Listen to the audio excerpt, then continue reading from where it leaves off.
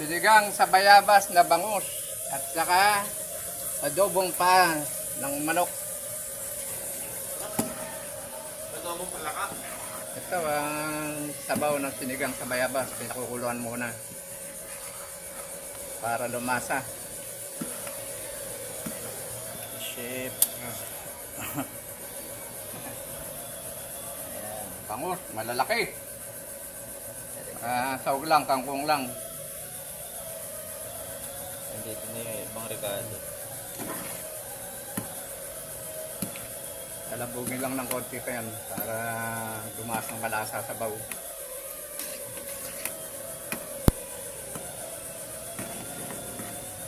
Ito naman, ano? Ito naman, adobong pa.